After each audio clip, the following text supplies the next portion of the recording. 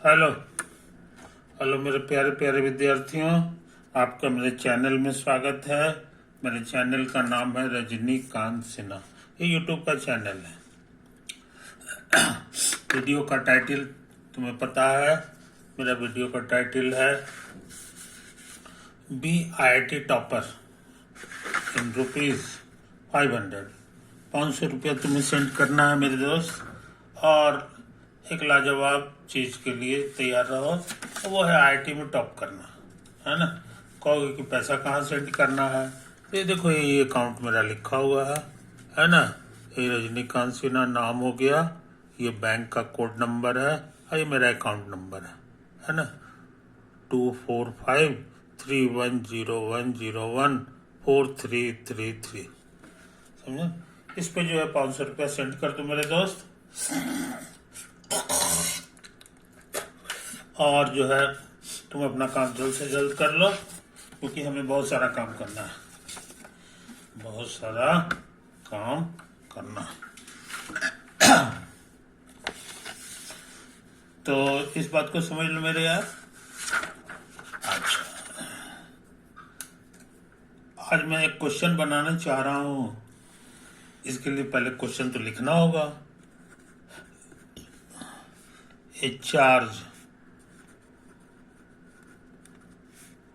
of 1.0 coulomb is placed at the top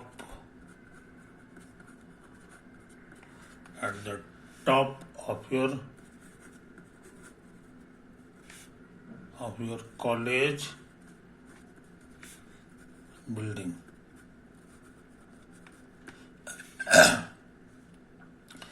and another equal charge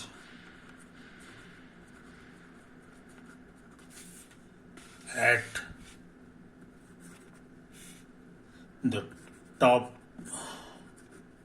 of your house. Take the separation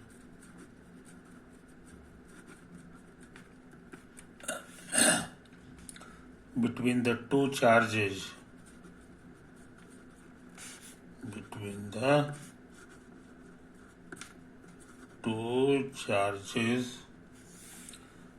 on between the two charges to be 2.0 kilometer. Find the force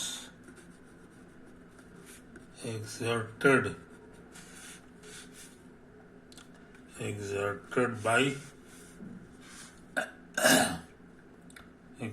by the charges on each other.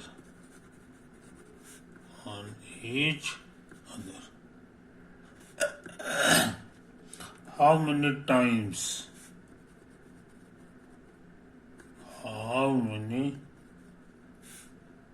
of your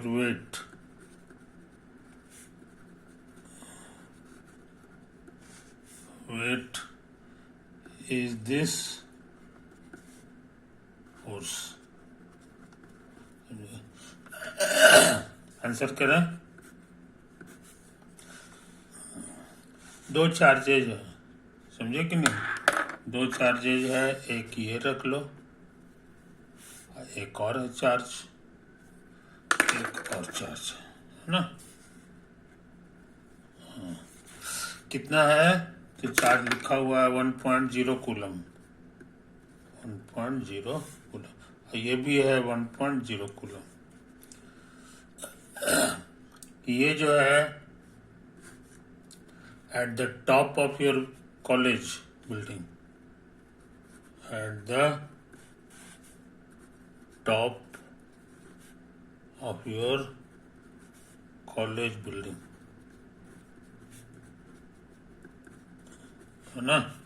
और ये कहाँ है जनाब, ये है at the top of your house, at the top of your house, घर के छत पर ये टंगा हुआ है, ये भी चार्ज है, ये भी चार्ज, दोनों एक कूलम का। इसके बीच का जो सेपरेशन है, इसके बीच का जो डिस्टेंस है, ये लिखता है 2 किलोमीटर। 2 किलोमीटर।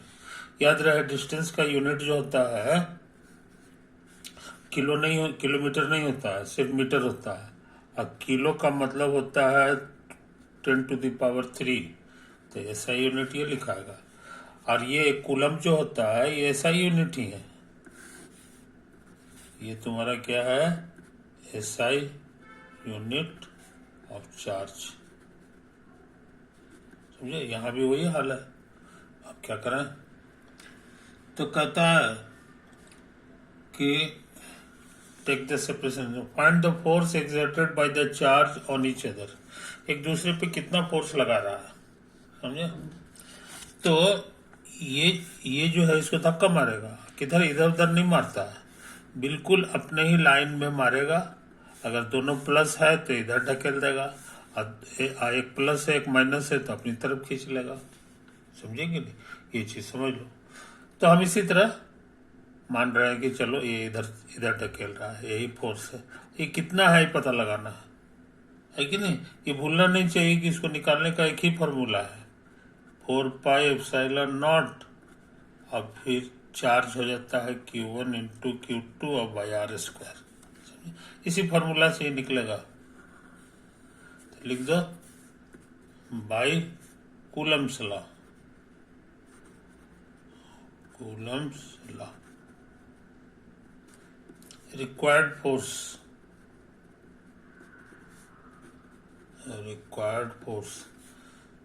तो ये लिख दो।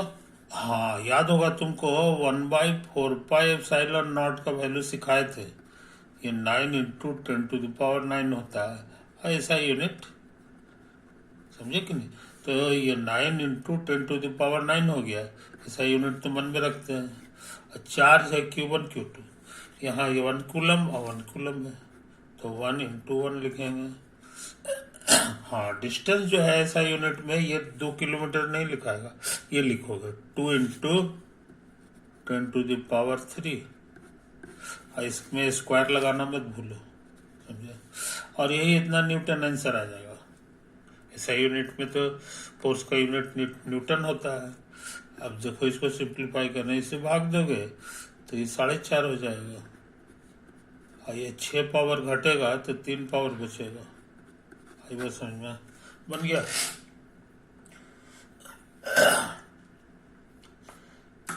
इतना हो गया है कि नहीं। अच्छा, फिर कह रहा है फाइंड द फोर्स एक्सर्टेड। अच्छा, ये समझ लो, जितना फोर्स से ही ढकेलेगा उतना ही फोर्स से ये भी ढकेलेगा इसको, समझे कि नहीं।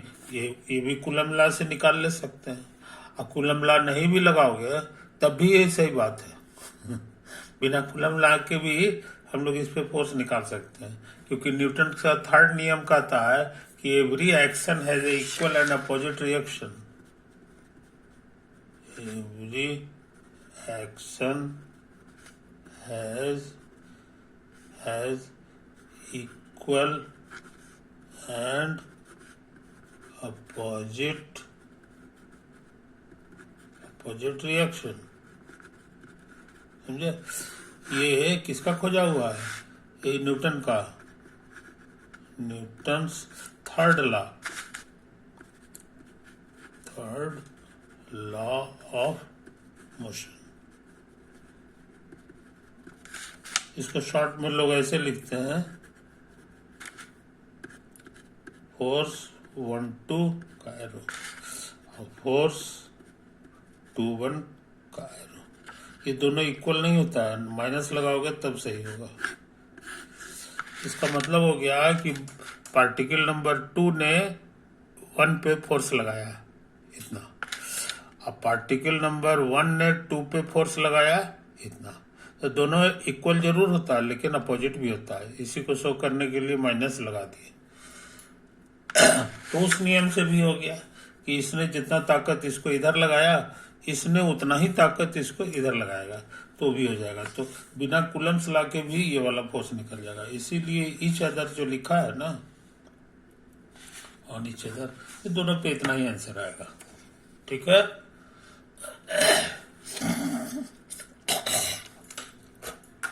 अच्छा, how many times of your weight is this force? तुम्हारा जो वजन है उसका कितना गुना है ये फोर्स? उतना ही है कि उससे दुगना है कि तिगना है कि क्या है? आई डोंट नो कितना है कि नहीं? तो तुम्हारा कितना वजन है ये हमें पता है। तुम्हारा कितना वजन है ये हमें पता है कि नहीं? तुम्हारा माने मेरा तुम्हारा माने मेरा। तो कुछ ले लो। लड़का का वजन जनरली 50 किलो रहता है। मास ऑफ द स्टूडेंट, मान लो 50 किलो के तुम हो, है ना? तो धरती कितना ताकत से खींचती है वही तुम्हारा वेट होगा।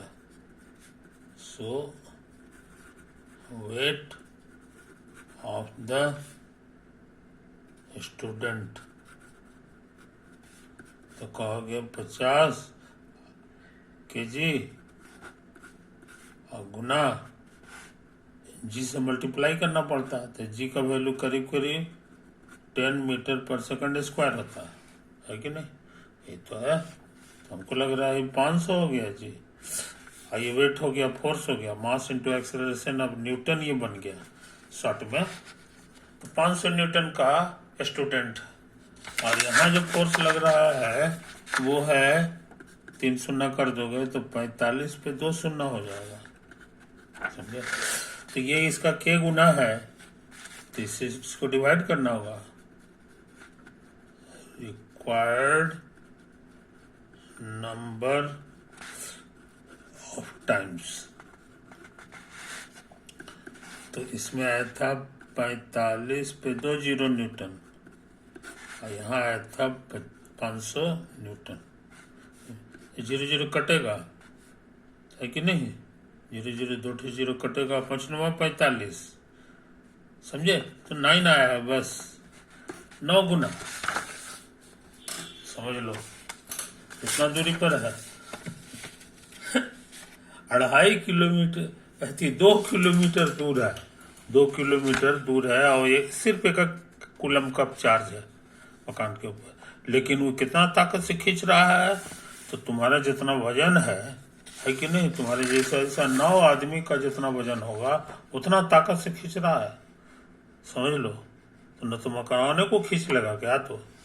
तो इसी बहाने तुम इस सवाल को बना चुके हो, और ये इसी बहाने भी जान गए कि कूलम फोर्स जो होता है वो बहुत लार्ज होता है जी, छोटा मोटा फोर्स नहीं होता है, समझे कि नहीं?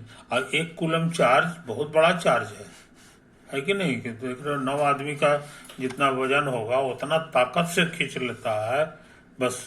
और कितना 2 किलोमीटर दूर है तब। तो इस तरह से इस बारीकी को समझ लो, अंदाज लग गया होगा कि this is a large force, very large force. ये तो एक कूलम का हुआ, मान लो कि 50-50 कूलम के दोनों में रहेगा तो बाप रे बाप, विध्वंस कर देगा, समझे कि नहीं? तो ये इलेक्ट्रिकल फोर्स जो होते हैं ये वेरी लार्ज होते हैं। इलेक्ट्रिकल फोर्स को हम लोग चार्ज भी कहते हैं, कूलम्स चार्ज भी कहते हैं। ये सवाल बन गया है ना? अच्छा, अब हम क्या करना चाह रहे हैं सो समझ लो। Question, find the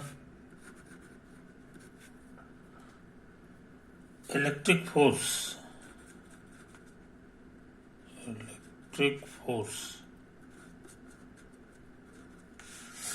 between two protons,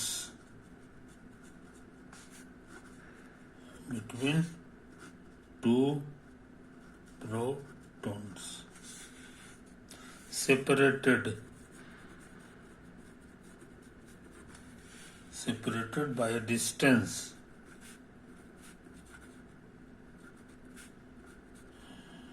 distance 1 Fermi, Fermi मतलब होता है, एक फर्मी जो होता है ना, वो होता है 10⁻⁻15 मीटर। बहुत छोटा सा डिस्टेंस हो गया। The protons in A nucleus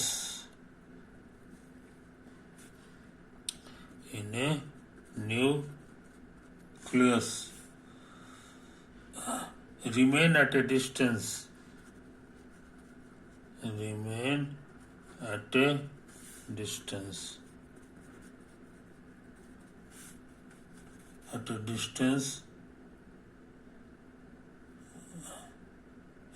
at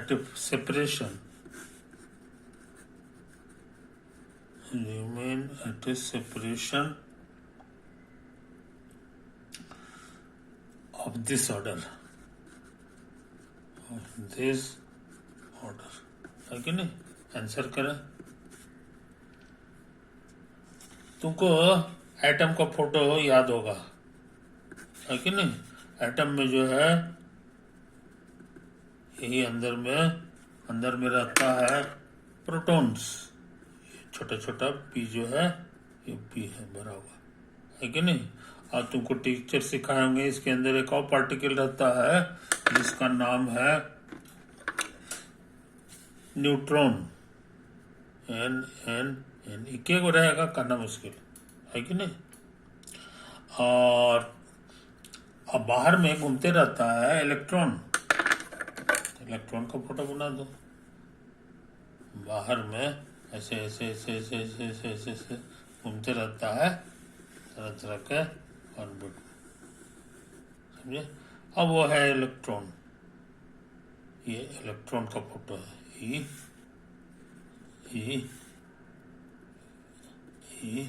है कि नहीं? इधर ई,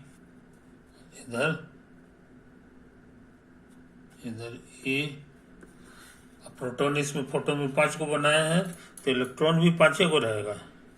तो 1 2 3 को बना दिए और 2 को इधर बना दिए, बाहर में बना दिए, है ना? अलग अलग इसको ऑर्बिट बोला जाता है, इसको ऑर्बिट बोलते हैं। और ये भी ऑर्बिट है, लेकिन ये बाहरी ऑर्बिट हो गया और ये अंदर का ऑर्बिट है कि नहीं? तो जितना भी एटम होता है उस सब का ये स्ट्रक्चर है। अच्छा, अब केमिस्ट्री अगर पढ़े होगे तो तुमको पता होगा कि 5 प्रोटॉन वाला कौन सा एलिमेंट होता है।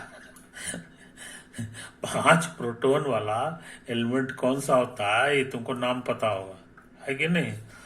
नहीं याद है तो हम तुमको याद करा देते हैं, है ना? ऐसे ही फोटो होता है, ऐसे होता है।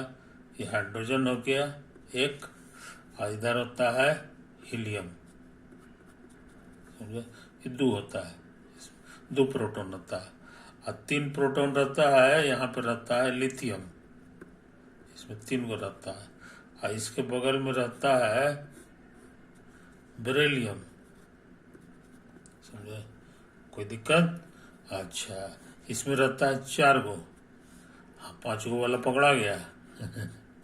उसमें रहता है बोरन, यही है बोरन, 5 को रहता है इसमें प्रोटॉन, समझे? और इसके बगल में एक और रहता है 6, बहुत नामी है, एक कार्बन रहता है, समझे कि नहीं? अब हम बाकी नहीं बना रहे हैं। तो ये नक्शा है, इसका नाम है periodic table.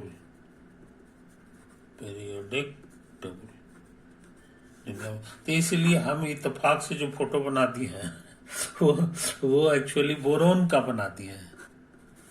Atom of boron.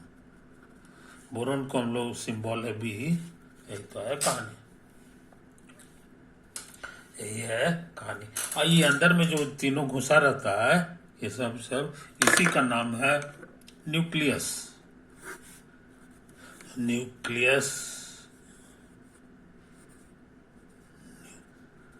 Nucleus of the atom. बस समझ कोई दिक्कत? हाँ, तो ये जो क्वेश्चन है जी, और चार्ज चार्ज न्यूट्रॉन पे नहीं रहता है, इस पे रहता है, सब पे प्लस प्लस रहता है, सबके माथा पे प्लस प्लस चार्ज है प्रोटॉन में। और इलेक्ट्रॉन में भी चार्ज रहता है, लेकिन ये माइनस रहता है, ये माइनस रहता है। आई में समझ में, ये पांचों पे माइनस में रहता है। और चार्ज कम बेसी नहीं रहता है, सब पे सेम चार्ज रहता है, इसमें भी सब पे सेम चार्ज रहता है, खाली चिन्ह का फर्क रहता है। जितना चार्ज इस पे रहेगा प्रोटॉन पे, उतना ही इलेक्ट्रॉन पे भी रहता है, लेकिन इस पे माइनस चार्ज रहता है। माइनस चार्ज रहने से क्या होगा कि अपोजिट साइड चार्ज होने से खींचता है इसको, खींचेगा अपनी तरफ, समझे कि नहीं? अच्छा, और ये कहोगे तो ये भी तो खींचेगा, लेकिन ये नहीं खींचाता है, इसलिए कि बहुत हेवी होता है प्रोटॉन, ये हेवी होता है, भारी होता है।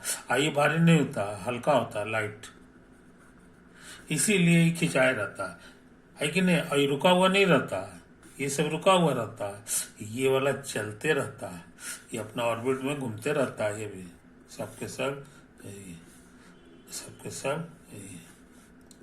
सबसे बाहर वाले को कहते हैं आउटर सेल, क्या कहते हैं? Outer cell. कुछ समझे कहानी? तो हमको जो पढ़ाई करना है वो इलेक्ट्रॉन के बारे में नहीं करना है, जो बाहर घूम रहा है उसके उसके बारे में नहीं, अंदर में जो प्रोटॉन है उसके बारे में पढ़ाई करना है, समझे? ये चीज है। और इसके बीच का जो डिस्टेंस है बहुत कम है, दोनों सटा सटा है, सटा हुआ नहीं है, मतलब फर्क है। तो ये तो प्रोटॉन का बढ़िया फोटो ऐसे हो गया, ये भी प्रोटॉन है और ये भी प्रोटॉन, समझे? और इसके बीच का जो अगल बगल का जो डिस्टेंस होता है वो करीब करीब 1 फर्मी होता है, समझे? ये तो है फोटो। 1 फर्मी माने 10⁻⁻15 -15 होता है मीटर, समझे? यही तो है कहानी। अच्छा, अब इसमें जो चार्ज है वो कितना है सो समझ लो। हर फिजिक्स पढ़ने वाले लड़के को इसका चार्ज याद है, हमको तो आज तक याद है 1.6 × 10⁻⁻19 कूलम। इस पे भी वही होगा, 1.6 × 10⁻⁻19 कूलम हो गया, समझे? ये सब अंदर में है, न्यूक्लियस के अंदर में यही है, कोई दिक्कत नहीं। और याद रहे ये प्रोटॉन है तो प्लस प्लस चार्ज होगा दोनों पे, तो प्लस प्लस चार्ज होगा तो एक दूसरे को अट्रैक्ट करेगा कि रिपेल करेगा? तो कहोगे सेम चार्ज है तो रिपेल करेगा, धक्का मारेगा दूर दूर जाने के लिए, तो फोर्स लगेगा। कितना फोर्स से ये भागना चाहता है ये हम जानना चाहते हैं, ये हम जाना। इसका ना हो तो फिर से फोटो एगो बना लो, ये तुम्हारा प्रोटॉन है और एक दूसरा प्रोटॉन है, इस पे जो चार्ज है वो है प्लस 1.6 × 10⁻⁻19 कूलम। ये ऐसा ही ना, इसमें भी प्लस चार्ज है 1.6 × 10⁻⁻19 कूलम। इसके बीच की जो दूरी है ये है 1 फर्मी। 1 फर्मी होता है 10⁻⁻15, समझे? काफी खतरनाक पावर है। तो इसको धक्का मारेगा तो इधर फोर्स लगेगा, तो ये जो फोर्स है ये हम निकालना चाह रहे हैं। इसका एक ही फॉर्मूला है, 1/4πε0, जिसका वैल्यू इतना होता है। अब फिर दोनों चार्ज का प्रोडक्ट, तो 1.6 × 10⁻⁻19 ये 2 बार होगा, Q1 × Q2 तो स्क्वायर हो गया। अब बटा डिस्टेंस का स्क्वायर 10⁻⁻15 का होल स्क्वायर। अब इसको कैलकुलेट करना है, है ना? तो देखो 1.6 2 बार है, गुना करोगे तो शायद 256 हो जाता है, और 1 डेसिमल 2 डेसिमल के बाद पड़ेगा ये। और इसको 9 से अभी और गुना करना है, तो 9 × 6 = 54 के 4 हाथ में 5, 9 × 5 = 45, और 5 × 50 के 0 हाथ में 5, 5 × 5 = 5, 9 × 18 और 5 = 23, ये नेग्लिजिबल है, हटा दो तो 23 हो गया। तो ये 23 लिखा हुआ है, समझे। और 10 पे कितना पावर हो गया सो समझ लो। यहाँ 9, यहाँ -38, अभी -30 ऊपर जाके +30, 30 9 29, 39 में से 30 से ये -3 नहीं +3 बचेगा जी, यानी कि 3 हो गया, समझे। ये तो है, अगर डेसिमल लगाओगे 2.3 तो 109 बढ़ जाएगा, क्योंकि ये 10 हो गया और 10⁻³ न्यूटन है। तो कुल मिला के आंसर आ गया 2.3 इंटू 10⁻⁴ न्यूटन, समझे, 10⁻⁴ न्यूटन, ये आंसर हो गया। यही बात समझ में। इसको हटा दो, इसको हटा दो, यही बात समझ में। तो लगता है बन गया, ये तो निकालना था।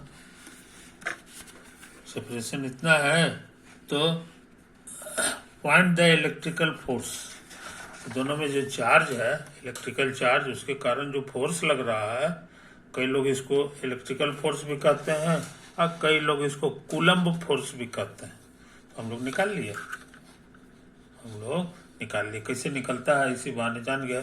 अब रह गई ये डाटा। ये डाटा तुमको दिया हुआ रहेगा, क्वेश्चन पेपर पर आता है। अब बुक में लोगे तो सबसे पीछे वाले पन्ना में देखोगे तो तुमको ये सब डाटा तुमको लिखा हुआ मिलेगा, है कि नहीं। नहीं याद है तो यूज कर लोगे, कोई दिक्कत। तो हम लोग बहुत तगड़ा तगड़ा काम किया, समझे कि नहीं।